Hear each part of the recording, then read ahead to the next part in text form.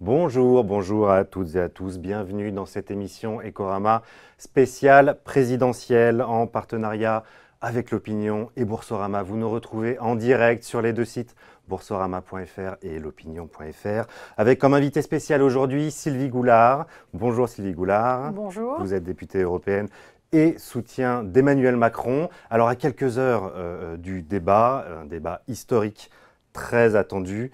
Dans quel état est Emmanuel Macron? Vous l'avez vu récemment? Il se prépare, sérieusement. Toute la journée, voilà. Ça va être des répétitions. Il est dans un esprit conquérant, plutôt défensif. Vous savez, il n'est pas connu pour ne pas être combatif. Donc je crois qu'il a eu le courage d'accepter ce débat face à des partenaires qui, moi je le vois au quotidien, ont un ton qui est assez éloigné de ce qu'on peut attendre du débat démocratique, dans lequel on assène des choses plus ou moins vraies, d'ailleurs sans grande considération du dialogue. Donc ça n'est pas un exercice facile, mais il ne va sûrement pas s'y dérober. Elle est très bonne, Marine Le Pen, effectivement, en débat. Comment il l'aborde? Est-ce qu'il a vu des points faibles? Quels sont les dossiers qu'il compte attaquer, peut-être les angles d'attaque? Moi, je préfère parler du fond. Je ne trouve pas qu'elle soit formidable dans la mesure où elle surfe aussi sur une présentation, notamment des questions économiques, qui est un déni de réalité. Donc, je dirais que c'est assez facile. Elle joue au Père Noël. Elle ne fait pas de la politique en envisageant véritablement de prendre les commandes de la France la semaine prochaine.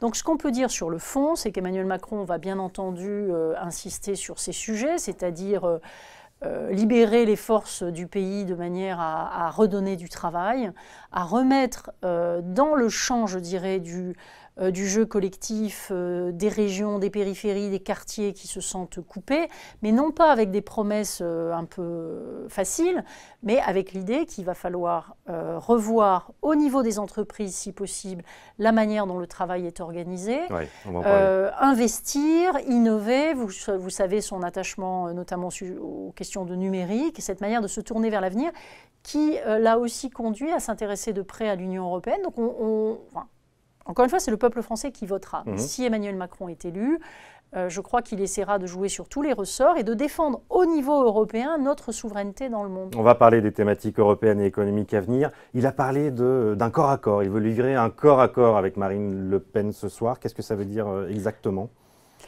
Je crois qu'il ne faut pas laisser un pouce de terrain à des personnes qui, encore une fois, en surfant sur une souffrance qui est là, que nous voyons et que nous respectons, mais qui abusent les petites gens. On l'a vu dans l'épisode de Whirlpool, quand vous perdez votre boulot, quand vous êtes dans une situation dans laquelle vous vous sentez victime et vous n'avez pas la vision d'ensemble macroéconomique, il est assez facile de se tourner vers un vote de protestation. Nous, ce que nous voudrions expliquer aux gens, c'est que ce ne sont pas les illusions qu'on vend aujourd'hui, la fermeture des frontières, qui priverait beaucoup d'entreprises françaises de leurs débouchés, donc qui créerait du chômage. La taxation des produits importés qui coûterait aux ménages. La dévaluation, j'allais le dire, la dévaluation de la monnaie. C'est un sujet qui va attaquer ce soir, ça? Ah ben sûrement, parce que, attendez, c'est une chose extrêmement grave. Je ne le dis pas parce qu'ici... C'est pas clair, assez flou. Hein. Voilà. Ces deux monnaies-là, on ne comprend pas trop. Il est évident que c'est une manœuvre tactique, c'est un attrape-nigo, cette histoire des deux monnaies. Qu'est-ce qu'on dit aux artisans? Qu'est-ce qu'on dit aux entreprises? Qu'on va avoir deux comptabilités? Qu'est-ce qu'on dit aux touristes qui vont avoir deux cartes bancaires? Comment est-ce que ça va marcher? Il y a aussi un aspect psychologique. Si nous défaisons l'euro, qu'encore une fois nous avons fait avec certains partenaires, dont les Allemands, pas seulement, sur la base d'une confiance mutuelle, sans qu'il soit prévu d'en sortir. Si nous leur faisons ce sale coup, si j'ose dire, unilatéralement, est-ce que vous croyez vraiment qu'ils voudront organiser le type de système monétaire européen que nous avions avant l'euro, mais qui était coopératif? Donc le Front National abuse les esprits en disant d'un côté on va se fâcher avec les gens, vous allez voir ce que vous allez voir, on est les matamores, on décide tout seul, et de l'autre ils font croire qu'on aurait les avantages d'un système antérieur à l'euro, qui d'ailleurs n'a pas été abandonné par hasard. Ça n'était pas la panacée, ce système de l'écu et d'une monnaie et de parité qu'on choisissait ensemble, enfin qu'on fixait ensemble. Pourquoi? Il y avait des dévaluations compétitives entre la France et l'Italie, il y avait des surévaluations du mark, il y avait une perte de souveraineté parce que la France était liée aux décisions de la Banque centrale allemande qui était la Bundesbank. Voilà. Et donc je crois que tout ça, ça ne résiste pas à un examen sérieux est posée. Le Front Donc National... Une sortie de l'euro pourrait en fait être une perte de souveraineté si on revenait à ce système de ça serait une perte de souveraineté, oui, parce à l'euro, oui, parce que d'abord, si vous regardez dans le monde, quand on avait le franc c'était à peu près 2% des réserves mondiales à l'époque, dans les années 90. L'euro nous permet d'être à un niveau de 20% dans les réserves mondiales. Quand Mario Draghi, le président de la Banque Centrale Européenne, va discuter avec la Federal Reserve, va discuter avec la Banque du Japon ou la Banque de Chine, il peut les regarder les yeux dans les yeux. Ça ne serait pas le cas de la Banque de France, dont d'ailleurs Mme Le Pen dit qu'elle pourrait se mettre à imprimer des billets. Alors que, la planche à billets, ouais. Mais c'est interdit depuis 1973 en France. La Banque de France est indépendante. Et il n'y a pas, j'insiste là-dessus, de sortie ordonnée prévue de l'euro. Ce qui veut dire que tous les épargnants, tous les salariés, tous les retraités, toutes les personnes qui dépendent de revenus fixes et qui ont parfois travaillé dur dans leur vie pour avoir un petit pécule sur un livret de caisse d'épargne, tous ces gens-là seraient volés par une décision que personne ne nous demande de prendre pour des motifs idéologiques assez farfelus. Un dernier mot sur le débat de ce soir. Le principal risque pour Emmanuel Macron, c'est quoi? C'est d'apparaître peut-être trop arrogant, trop sûr de lui, et d'avoir déjà gagné le deuxième tour avant de l'avoir passé? En termes d'arrogance, je ne suis pas sûre que ce soit le camp d'En Marche qui soit particulièrement critiquable. Non, je pense qu'Emmanuel Macron va pouvoir faire valoir ses qualités. C'est un homme compétent, qui a aussi, avec sa jeunesse, la chance d'incarner un renouveau, notamment pour toute la jeunesse de France. Je m'adresse à elle, qui est quand même un peu laissée pour compte, ne serait-ce que par tous ces gens qui veulent continuer à faire de la dette. Moi, j'attire l'attention des jeunes qui votent pour le Front National. La dette, ce sont les générations futures qui la rembourseront. Et donc, à l'heure actuelle, perpétuer le système de gabegie de finances publiques qui caractérise la France, c'est pour les adultes et les personnes âgées tirer un chèque sur les générations qui viennent. C'est absolument indécent. Alors on parlera des économies prévues par Emmanuel Macron. Encore un petit point politique, on connaît le Premier ministre désormais de Marine Le Pen, ce sera Nicolas Dupont-Aignan qui l'a rejoint. Emmanuel Macron reste flou encore sur le sujet, il ne dévoile pas le nom du sien s'il est élu. Il a dit que ça pourrait être un homme ou une femme. On a cité parfois votre nom. Est-ce qu'il hésite encore? Est-ce que vous connaissez son choix?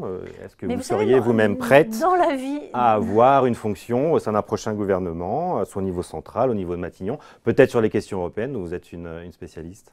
Dans la vie, d'abord, c'est pas parce qu'on ne dit pas les choses publiquement qu'on n'a pas des idées claires. Donc je conteste le fait que ce soit flou dans la tête d'Emmanuel Macron. Je crois qu'il est respectueux. Il sait ce qu'il veut, il a fait son choix. Je crois qu'il est respectueux de l'électorat. Il y a un deuxième tour qui va se jouer dimanche. Et vous savez, dans la conception gaulliste de la Ve République, il y a quand même une relation spéciale entre le président de la République et le peuple français. Donc c'est ça qui se joue dimanche, c'est ça qui va apparaître dans le débat de ce soir.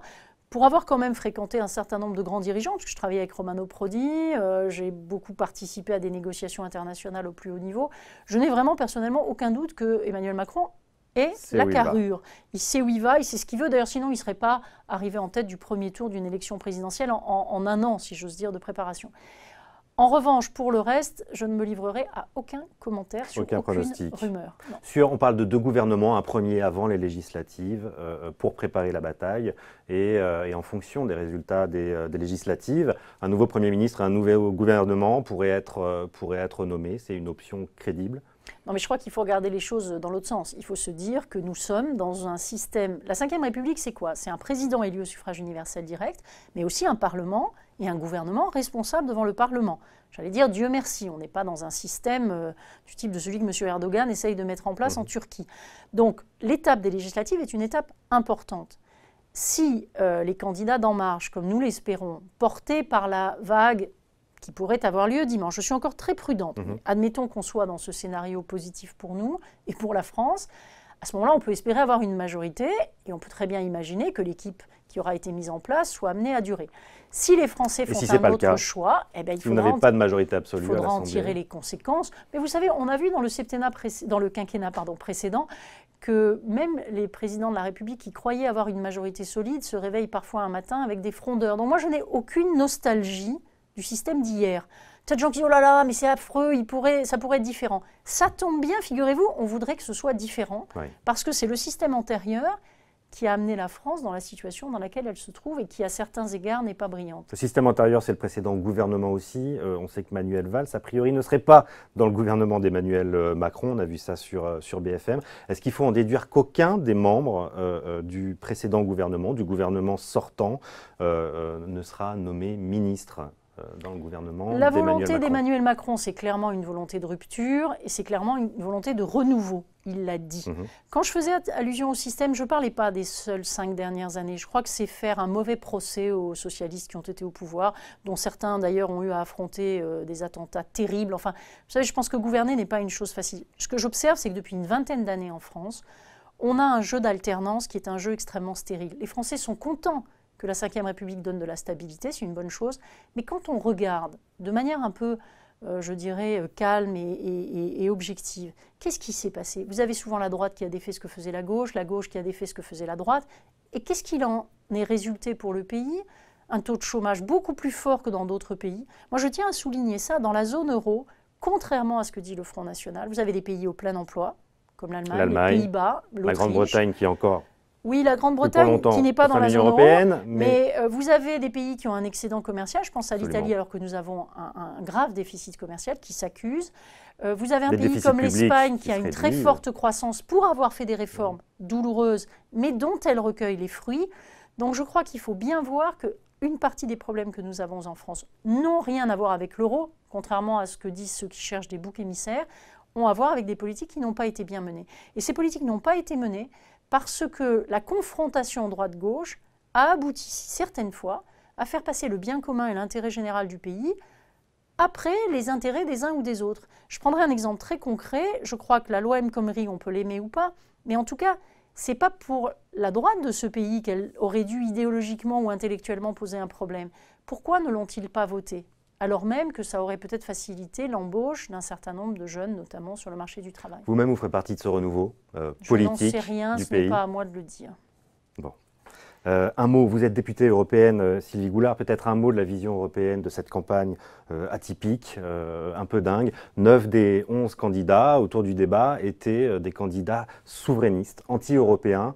Comment est perçue la situation française auprès de nos voisins allemands, italiens, espagnols ? Alors, à la fois, nos voisins sont préoccupés parce que, comme vous le dites, il y a une espèce de rejet de l'Europe qui atteint des proportions très dramatiques. D'un autre côté, on observe que ce phénomène de rejet va au-delà de la question européenne. Regardez ce qui s'est passé aux États-Unis, regardez même ce qui s'est passé au Brexit où il n'y a pas l'euro. Il y a un malaise dans les démocraties occidentales qui va bien au-delà, encore une fois, de la zone euro ou de l'Union européenne. Après, il y a une dimension propre aux questions européennes. Et je tiens à souligner une chose. Moi, ça fait 25 ans que je suis engagée sur les questions européennes et que je déplore et que j'écris dans des livres le fait que notre pays n'a pas pris la mesure à la fois des outils que lui donne l'Europe et des changements que l'appartenance à l'Union européenne doit entraîner. Nous les assumons en marche.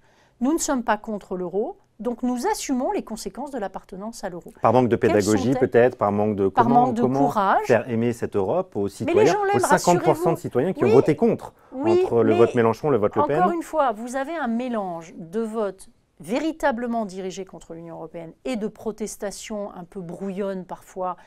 On ne sait pas très bien contre quoi. Par exemple, quand on ne sait pas ce que Mme Le Pen va faire, moi, je n'arrive pas à décrépter le vote dans toutes ses dimensions. Il y a un rejet quand même, il y a une peur de l'Europe, de la mondialisation. Oui, mais regardez, il y a la peur de l'immigré ou de l'afflux massif de réfugiés, alors qu'il n'y en a pas eu en France, en tout cas absolument pas dans les proportions de ce qu'a connu l'Allemagne, par exemple. Donc vous voyez bien que le débat est quand même assez loin des réalités. Nous sommes conscients de ce rejet, mais nous, notre attitude consiste à dire « changeons dans l'Europe ce qui ne va pas ». Ayons une politique commerciale plus offensive de défense de nos intérêts. Mettons les bouchées doubles pour l'Europe de la défense qui jusqu'à présent est resté un slogan. Et faisons-le notamment en expliquant aux gens que c'est les changements intervenus aux États-Unis qui peuvent rendre la création d'une défense européenne particulièrement importante, cruciale aujourd'hui. Regardons ce qui se passe au Moyen-Orient. Voyons quels sont les outils diplomatiques communs beaucoup plus poussés que ce que nous avons, qui sont nécessaires pour empêcher des catastrophes humanitaires comme celle de la Syrie, etc. etc. Donc, nous, notre idée, c'est quoi? C'est on ne casse pas le cadre, on ne dit pas que tout est parfait, mais on ne prend pas ce risque fou de casser la monnaie des Français et de détruire un cadre de coopération qui nous a quand même apporté une certaine forme de stabilité. Est-ce que c'est parfait? Non. Eh bien, on va s'atteler à le renforcer. Un peu comme quand on hérite d'une vieille maison, travaux à prévoir, mais on ne va pas détruire une Europe la maison. à retaper. D'accord. Voilà, on va retaper. On va parler un petit peu d'économie maintenant ensemble, Sylvie Goulard. Alors, vous l'avez dit, le taux de chômage en France est supérieur à la moyenne européenne. En 2 ans, la France a dépassé 2 records. Nous sommes aujourd'hui les champions européens des prélèvements obligatoires, également de la dépense publique depuis l'année dernière. Notre déficit est parmi les plus graves, avec le déficit grec et portugais. La dette continue d'augmenter. Au vu de ces résultats, le programme d'Emmanuel Macron n'est-il pas trop raisonnable? Je rappelle la croissance, 0,3% au premier trimestre qui est en baisse, 44 000 chômeurs de plus au mois de mars. Est-ce qu'il ne faut pas un programme un peu plus radical que ce que propose Emmanuel Macron? Écoutez, moi, ce que j'observe, c'est que ceux qui avaient les programmes les plus radicaux, comme François Fillon, quand ils ont été au pouvoir, ils ne les ont pas mis en œuvre. Donc, nous avons conscience de 2 choses. Vous avez raison sur le diagnostic, la situation est grave. Et c'est agréable, si j'ose dire, de parler avec un journaliste qui évoque des faits, des chiffres, et de pouvoir être sur ce terrain-là, et non pas sur le terrain, et non pas sur le terrain du fantasme. Donc, continuer à augmenter la dépense publique ou continuer sur la voie qui est la nôtre aujourd'hui ne ferait pas du bien à la France. Pourquoi? Parce que si c'était la dépense publique qui faisait l'emploi, avec 56%, un record mondial, nous devrions être le Pérou. Les champions du monde et de la croissance. Du monde. Exactement. Or, il y a des chiffres très précis qui montrent que si vous prenez 3 pays qui ont fait des réformes ces dernières années, l'Allemagne, les Pays-Bas, mais aussi l'Espagne, pays du Sud méditerranéen. Dans ces 2 pays, la croissance sur les années 2014-2016 est allée de 5 à 8% en cumulé. Alors que dans les 2 pays qui n'ont pas poussé les réformes aussi loin, la France et l'Italie, on est à moins de 2% de croissance. Aux alentours de 1%, voilà. Oui. Donc on voit bien qu'il y a un aspect de, il faut arriver à remettre du dynamisme, à réduire la dépense. Mais nous sommes conscients que toutes ces personnes qui, pendant tous ces mois derniers, ont été abusées par des propos tendant à dire qu'il serait facile de continuer à dépenser, de continuer à emprunter, ne vont pas entendre forcément le discours le plus radical. Donc notre objectif, c'est de les convaincre et aussi de changer la méthode. Peut-être un mot, si j'ose dire, si je peux le dire, c'est que quand vous avez par exemple des négociations qui se passent au niveau de l'entreprise ou de la branche, mais surtout de l'entreprise, nous faisons confiance à des Français adultes qui soient les patrons ou les salariés pour arriver à se mettre d'accord pour trouver des bonnes solutions. On nous dit que ça ne protège pas les salariés. Si, parce qu'il y aura malgré tout un cadre national. Mais il faut être d'une arrogance incroyable pour penser qu'à Paris, il y a des gens qui peuvent décider mieux. Une loi peut s'appliquer sur l'ensemble du territoire, à l'ensemble des situations. Ce que nous pensons, c'est que si nous redonnons aux Français, et ça on le sent sur le terrain, je le vois dans mes déplacements, quand je vois des entreprises, quand je vois des salariés, quand je vois des ONG, les Français aspirent à reprendre ce changement. Oui, ils attendent ce changement. En tout cas, ça n'a pas été essayé jusqu'à présent. Et nous répéterons, nous martèlerons que les emplois durables viennent d'un assainissement de l'économie, viennent de réformes. Les emplois durables viennent des entreprises, de l'innovation. L'emploi durable ne vient pas du 42e dispositif aidé qu'on mettrait en place, comme ça a été fait malheureusement par la droite et par la gauche toutes ces dernières années. Un petit mot sur le marché du travail. Vous comptez passer par des ordonnances. Quel sera le calendrier exactement? Quelle sera la méthode pour faire passer ces réformes? Alors d'abord, je répète une chose. Les ordonnances, c'est prévu par la Constitution. Pourquoi on utilise un outil qui permet d'aller vite? Parce que le chômage est une urgence. Parce que je crois incroyable qu'on nous dise, avec les taux de chômage que vous avez rappelés, avec la souffrance de gens qui sont chômeurs de longue durée par exemple, ou des jeunes qui n'ont aucune perspective, il sera de la responsabilité du prochain gouvernement de tout faire pour agir vite. Ça ne veut pas dire mépriser le peuple, c'est au contraire essayer de lui trouver des solutions, de trouver des solutions aussi rapides que possible. Et donc ça veut dire dès l'été, travail dès l'été sur les ordonnances. Dès l'été effectivement sur ces questions-là, mais aussi sur une idée qui tient à cœur à Emmanuel Macron, qui est l'idée de la bienveillance des administrations. C'est-à-dire que lorsqu'un artisan fait une erreur dans ses déclarations, quand on a quelqu'un qui n'a pas voulu frauder, bien sûr, aucune sympathie pour les fraudeurs, mais pour les autres, que l'administration cesse d'être tatillonne, qu'elle cesse de considérer toute personne faisant une erreur dans une situation de suspicion. Et là aussi, nous devrions intervenir. Ça, c'est un vrai changement de culture en même temps. Est-ce qu'on change une culture administrative par ordonnance? C'est possible? Non, le constat est qu'il faut aller vite parce qu'il y a une exaspération des petits patrons de PME et des artisans. Or, c'est eux qui créent l'emploi massivement. Donc, nous allons les aider à se débarrasser de tracasseries et j'espère qu'eux-mêmes seront les pédagogues d'une méthode qui est destinée à les aider et pas du tout à jouer les gros bras. Ce n'est pas du tout le style d'Emmanuel Macron. Mais sur un certain nombre de points, la main ne doit pas trembler. Ce pays souffre d'être dans un carcan qui a pour effet que des gens sont à la maison au lieu de mettre leur talent au service du pays. Alors pour aider les entreprises également, il y a la fiscalité, 80 milliards, on rappelle le chiffre, 80 milliards d'impôts supplémentaires en France sur les entreprises, les taxes sur la production par rapport à notre voisin et concurrent allemand. Emmanuel Macron, il estime que les baisses de charges avec le pacte de responsabilité, le CICE, ça va, on est revenu à un niveau de compétitivité à peu près correct. Est-ce qu'il ne faudrait pas aller plus loin dans ces baisses de charges pour les entreprises, encore une fois, pour l'emploi? Écoutez, moi, ce que j'entends quand je suis sur le terrain, je ne sais pas s'il y a des chefs d'entreprise qui nous écoutent, c'est arrêter de changer tout le temps. Voilà. Donc, ce qu'on va faire, c'est qu'on va... D'abord parce que la situation des finances publiques est préoccupante. Je vous assure, n'importe quel élu rêverait d'arriver dans une situation où il peut baisser les impôts, parce qu'il n'y a rien qui fait plus plaisir en général aux citoyens que de baisser les impôts. Si nous avions les marges de manœuvre, peut-être le jour où nous les aurons, nous le ferons volontiers. Mais pour l'instant, elles n'existent pas. Discours de responsabilité, nous ne prétendons pas changer tout ça. D'ailleurs, nous allons éviter de faire une loi de finances rectificative en juillet, puis une autre en septembre, etc.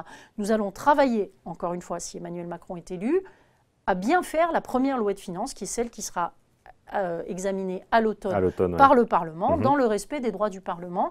Mais encore une fois, pour l'instant, l'idée, c'est pas... Je vous arrête un moment. Juste une seconde. En revanche, un allègement important pour les ménages sur la taxe d'habitation qui a fini par devenir un impôt très injuste, qui frappe beaucoup plus... C'est pas une mesure électoraliste, ça, parce qu'on sait qu'elle est injuste parce que les bases locatives qui servent de base pour calculer cet impôt sont datées des années 70. Est-ce qu'on ne pourrait pas utiliser ces 10 milliards d'euros pour justement rééquilibrer et redonner un peu de justice dans ces valeurs locatives? Oui, mais nous essayons de tenir là aussi un discours de responsabilité.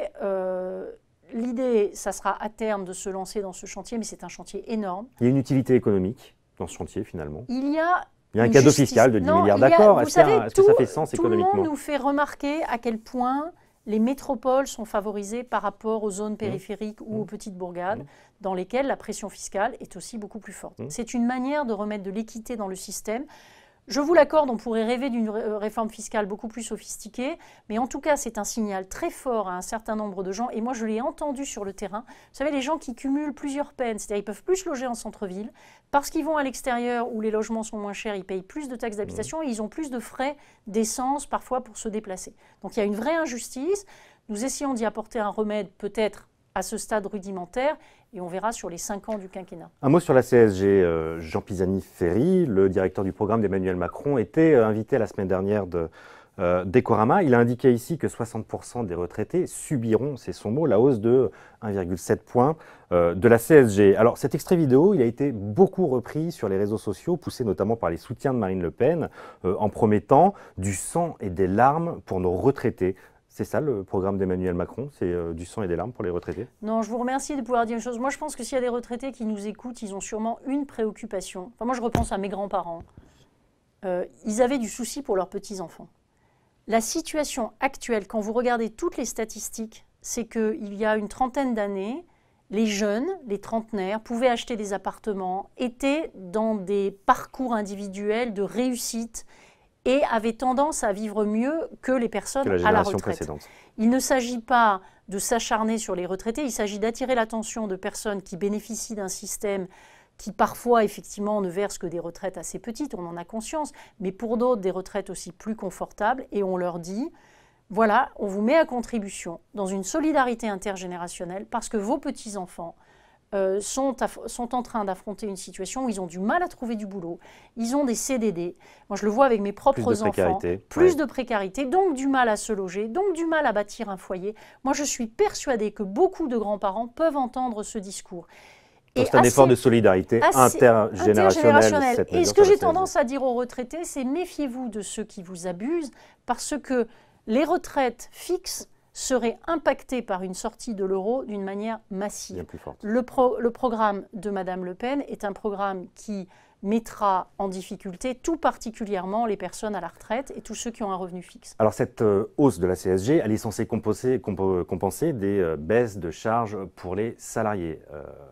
En même temps, si d'un côté j'ai des baisses de charges, mais si de l'autre côté on m'augmente la CSG, est-ce que j'y gagne à la fin en tant que salarié? Oui, parce que le mécanisme est un petit peu différent. Et vous savez, il faut qu'on sorte, et c'est pas facile. Le gain est de combien?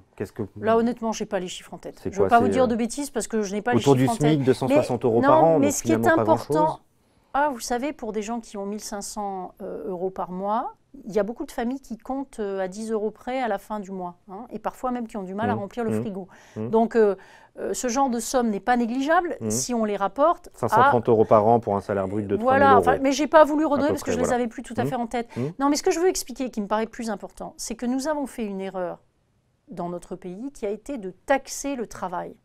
Et parce que le travail coûte cher, les entreprises embauchent moins. D'ailleurs, les pays qui ont maintenant le plein emploi, comme l'Allemagne, sont des pays dans lesquels on est passé de la taxation du travail à la taxation de la consommation ou à des impôts sur le patrimoine. Donc l'essentiel, ce n'est pas que les gens connaissent les détails du mécanisme et les chiffres, c'est de comprendre que Emmanuel Macron est le candidat du travail et que nous voulons nous attaquer à ce fléau qu'est le chômage, qui en plus est en train de créer dans notre société un péril démocratique, puisqu'on voit à quel point Mme Le Pen peut surfer là-dessus. Un mot sur le prélèvement à la source. C'est pas très clair. Emmanuel Macron s'est déclaré plutôt pour, et en même temps, il souhaite le décaler d'1 an, apparemment. Donc, que se passe-t-il en 2018? Pas de prélèvement à la source au 1er janvier? Sincèrement, si Emmanuel Macron est non, je crois qu'il a dit, à ma connaissance, qu'il voulait que pendant 1 an, ça soit expérimenté. D'accord. Vous serez attentif aux craintes des entreprises. Les entreprises craignent évidemment la grogne de leurs salariés qui vont voir leur salaire net baisser et ont peur de devoir se substituer à l'administration fiscale. Non, attendez, il ne va pas y avoir de baisse de salaire. Si je suis prélevé directement à la source, mon salaire. Oui, mais attendez, les gens ne sont pas des idiots. Les gens ne sont pas des idiots. Aujourd'hui, ils ont un bulletin de salaire et ils ont un carnet de chèques. Et avec leur carnet de chèques, tous les mois, ou s'ils ne sont pas mensualisés tous les trimestres, il faut qu'ils fassent un chèque aux impôts. Donc, il faut arrêter de présenter... Encore une fois, ce n'est pas une mesure que nous avons introduite nous-mêmes, hein, c'est le gouvernement précédent. Donc, mais je crois qu'il y a quelque chose d'assez sain. La France est le seul pays où il y a ces déclarations de revenus. C'est encore cette idée, à mon sens, assez juste. Ça n'empêche pas la déclaration, ceci dit. Le prélèvement à la source, il faudra quand même faire une déclaration en fin d'année. Pour tous les salariés, pour tous les gens, et ils sont très nombreux, dont l'essentiel des revenus sont des revenus fixes, ça serait des tracasseries en moins. Après, effectivement, si vous avez un portefeuille, si vous avez hérité, si vous vous êtes marié, si vous avez divorcé, la nounou, la femme de ménage, effectivement, il y aura toujours des choses à déclarer. Mais ce que je veux dire, c'est que ça va dans le sens de la simplification. Pour ma part, j'ai le sentiment qu'il y a dans la population une aspiration forte à ce qu'on simplifie la vie des gens. La vie devient compliquée. Il y a énormément de trucs à remplir, il y a énormément de mots de passe et de choses à gérer qui fait que les gens en ont marre. Donc, ce type de réforme va dans le bon sens. Après, il est évident que l'année où vous introduisez le changement, vous êtes dans une situation qui n'est pas agréable parce que vous introduisez un changement. Mais si on n'introduit jamais les changements, on ne peut pas non plus passer à la simplification. Voilà, c'est ça que je voudrais dire. Et encore une fois, je crois que tout ceci va être regardé calmement si Emmanuel Macron est élu. Très bien. Un mot sur les retraites. Emmanuel Macron ne prend aucune mesure paramétrique sur les retraites. Il ne repousse pas l'âge de départ, il n'augmente pas les cotisations. L'espérance de vie augmente pourtant. Alors est-ce qu'il n'y a pas un problème? Est-ce qu'il n'y a pas un hiatus? Est-ce qu'il évite un sujet sensible là, Emmanuel Non, vous Macron? avez raison. Vous mettez le doigt sur quelque chose qui est juste. Mais je dirais qu'en politique, on est obligé de faire des priorités. Et Emmanuel Macron a proposé une réforme d'une ampleur considérable. Et vous savez, on ne peut pas courir fin des régimes spéciaux, tous les lièvres à la fois. Voilà. En France, vous avez un système qui, pour l'instant, est extrêmement injuste. Et ce système est injuste parce que selon la branche dans laquelle vous avez travaillé, selon le régime dont vous relevez, vous ne percevez pas du tout la même retraite pour les euros cotisés. Et donc, il y a un vrai problème d'équité entre les Français.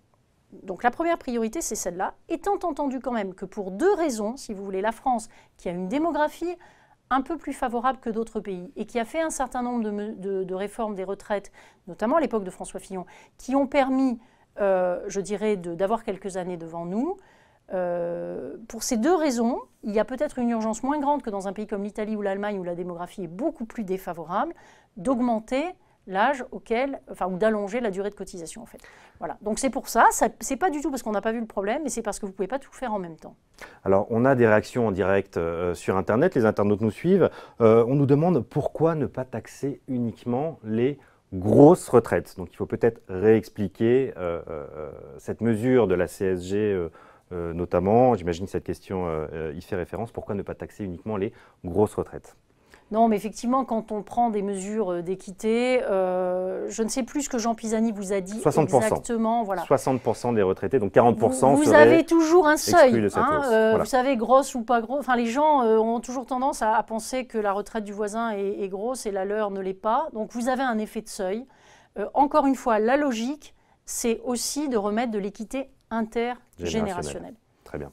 Sur les allocations chômage, Emmanuel Macron veut permettre à tout le monde d'avoir une allocation chômage, y compris des gens qui démissionneraient. Est-ce que vous n'avez pas peur des abus sur cette mesure ?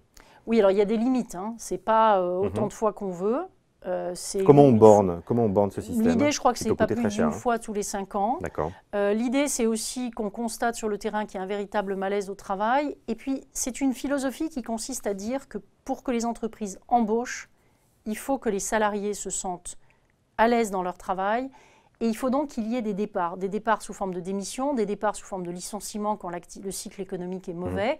Les Français ont tendance à penser… fluidifier le marché du travail, ça permet de faciliter des licenciements, mais en même temps augmenter la protection. Parce qu'un chef d'entreprise qui sait qu'il n'a aucun moyen de se débarrasser, je dirais non pas de personnes, mais de fonctions qui ne correspondent plus, par exemple, au process, parce qu'on a acheté des machines ou parce qu'on a changé la production. Donc, si on ne peut pas éliminer les fonctions qui sont des fonctions qui sont des voies de garage, vous ne pouvez pas non plus embaucher des gens. On le voit avec les nouvelles technologies, avec l'introduction du numérique. Il faut que la numérisation des entreprises, qui ne va pas être arrêtée, qui est nécessaire pour leur modernisation, puisse aboutir à des embauches. Ça va faire disparaître des fonctions. Et donc, ces fonctions-là, il faut pouvoir, dans l'organigramme de la société, les mettre de côté. Et cette fluidité facilitera l'embauche. En même temps, Emmanuel Macron veut priver d'allocation chômage les chômeurs qui refuseraient 2 offres d'emploi raisonnable. Alors c'est difficile de voir ce qu'est quelque chose de raisonnable ou pas. C'est une définition juridique un petit peu floue. Par ailleurs, ce n'est pas une révolution puisque la mesure existe déjà. Nicolas Sarkozy l'avait mis en place. C'est dans la loi et en même temps, elle n'a jamais réussi à être appliquée. Alors comment vous comptez-vous rendre cette mesure plus efficace ? Écoutez, comme tout ce qui touche à l'humain, sincèrement, je ne vais pas vous dire il y a qu'à faire ci, il y a qu'à faire ça et ça va marcher. Je crois que l'idée, c'est que les Français se rendent compte que le système d'assurance chômage, qui est financé par les actifs, encore une fois, qui est financé par les gens qui ont du travail, doit être soumis à un certain nombre de règles et il faut éviter certains abus parce que sinon il ne sera pas viable. Il y a des pays dans lesquels ce genre de système ont été mis en place. Alors peut-être ce sont des pays luthériens du nord de l'Europe, que ce soit le Danemark ou l'Allemagne, mais où on a encouragé des personnes à bouger. Je crois qu'il y a aussi un phénomène, et les gens doivent le prendre, non pas comme une mesure uniquement de vexation ou de contrôle, mais aussi par le fait qu'il faut croire à des parcours dynamiques. C'est-à-dire que si vous restez trop longtemps au chômage, vous allez complètement vous couper du monde du travail. Peut-être que si vous acceptez un certain emploi, moi je l'ai vu quand j'ai géré une petite structure de 5 personnes, parfois vous avez quelqu'un qui ne veut pas changer de tâche. Et puis au bout de quelques mois, il va se rendre compte que cette tâche qu'il ne voulait pas accepter, finalement il va arriver à se débrouiller avec et il va accroître ses compétences. En tout cas, il n'y a rien de pire que de laisser des personnes dans un coin sans aucune perspective. Et donc il faut arriver, mais encore une fois, j'insiste bien, je m'occupe beaucoup de questions de pauvreté au Parlement européen. Je sais à quel point dans les emplois, je dirais les moins qualifiés, on est parfois soumis à des tensions ou à des obligations de travailler avec des contextes qui sont difficiles. Donc il ne s'agit pas de nier l'aspect humain, il s'agit simplement de dire que rester au chômage de très longue durée ou pour des jeunes n'avoir aucun accès au marché du travail, ça n'est pas non plus quelque chose qui est sain pour les personnes. Bon, Madame Goulard, un sondage donne, le sondage ELAB précisément pour BFM TV, donne Emmanuel Macron toujours vainqueur à 59% des voix au second tour. Il n'empêche, la dynamique est moins 5% en une semaine pour Emmanuel Macron, une hausse équivalente pour Marine Le Pen. Qu'est-ce que vous retenez de cette dynamique, une avance plutôt confortable pour Emmanuel Macron, ou une dynamique qui est plutôt du côté de Marine Le Pen actuellement? Ce que je retiens, c'est qu'on a encore 3 jours pour convaincre les 18% d'indécis qui pourront peut-être faire mentir ces sondages. Il y a évidemment un aspect de nouveauté chez Emmanuel Macron. Je crois qu'il faut qu'on réfléchisse. On n'est pas dans une élection qui s'est déroulée selon les canons habituels. Ouais. Les deux partis de gouvernement principaux, le PS et les Républicains, ne sont pas au deuxième tour. La candidate qui est opposée à Emmanuel Macron, pour ma part, je ferai tout pour qu'elle soit aussi bas que possible, car elle incarne une vision de notre pays qui n'est absolument pas conforme à sa tradition. Elle raconte des choses qui sont extrêmement confuses sur la monnaie que nous partageons avec d'autres. Donc moi, je fais un appel à tous les indécis qu'ils réfléchissent, notamment parce que s'ils s'abstiennent ou s'ils votent blanc, ils donnent à nos partenaires dans le monde le message en quelque sorte qu'ils se désintéressent de qui représente la France. Donc évidemment, ça n'est pas drôle de voter quand on n'a pas un candidat totalement proche de ses vues, et je respecte leurs réflexions, mais j'espère qu'ils vont utiliser les jours qui restent à se demander tout simplement qui, demain, incarnera le visage de la France.